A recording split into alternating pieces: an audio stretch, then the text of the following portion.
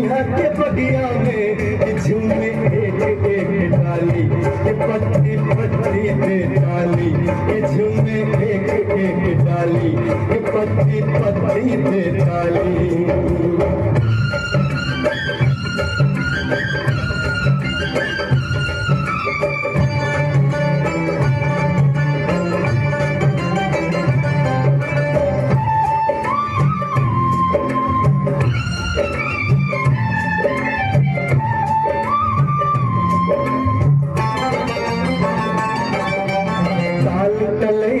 नदिया झरना खींचे मन के डोर हो,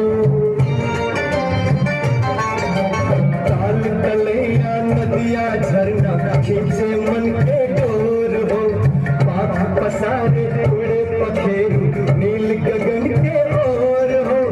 अजब नशा बाटे भैया यहाँ बेरिया में,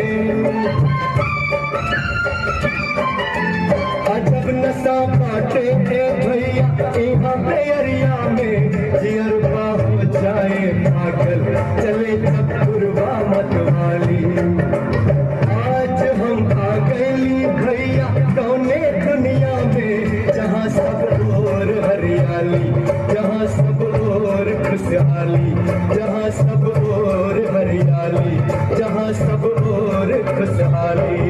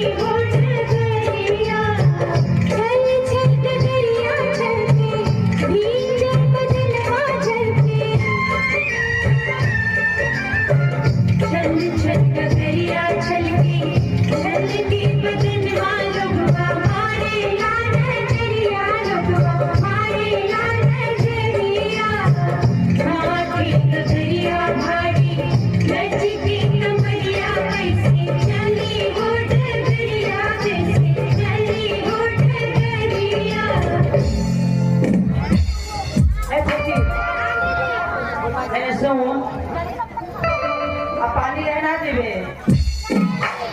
हमार घर पानी वाला आ गइल बा। पानी उड़ा गेल बा। हां आ गगरी तो ले ली ना बाजा तू पोलोथीन में लेला।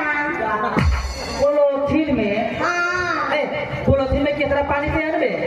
सुनी ना दीदी, आज दिन के जाके नदी में पानी भरे ना, हां ताले गगरी फूट गइल।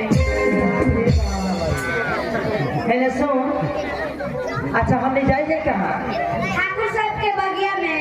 अच्छा ए मैंने सुना, मैंने सुना तू पानी लेना जीवो कहाँ? जान का है ना, ले ली ना बारू हम मेरे बड़े रख ले बटी। अच्छा वहाँ धराइल लोग है। हाँ तार गगरी हम देखा था बहुत बढ़िया गगरी बतवा। समाना हाँ चले पानी भरे। अब मंजू नजर कहने की आओ।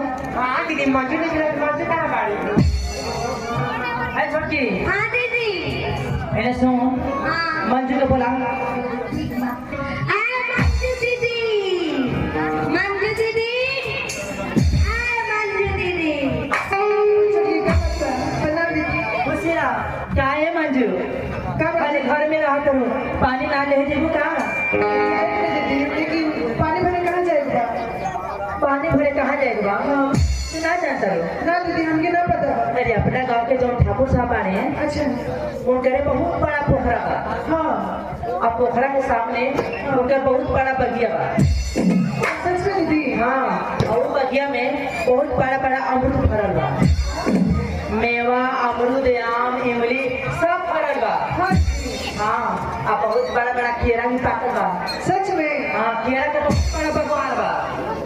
अच्छा ठीक है दीदी, सब के चल के वहाँ बगीचा में मौज मस्ती करेंगे और पोखरा में नहाएंगे। अब पानी भर के ले ले आए थे। अच्छा ठीक है चला चलेंगे।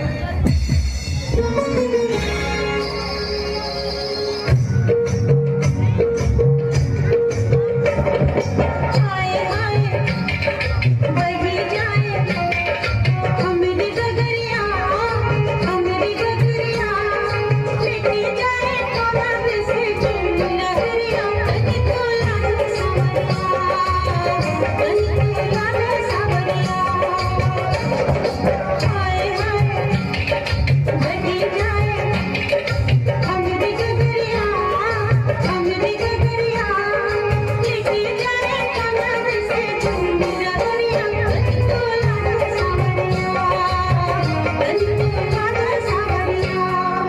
लागना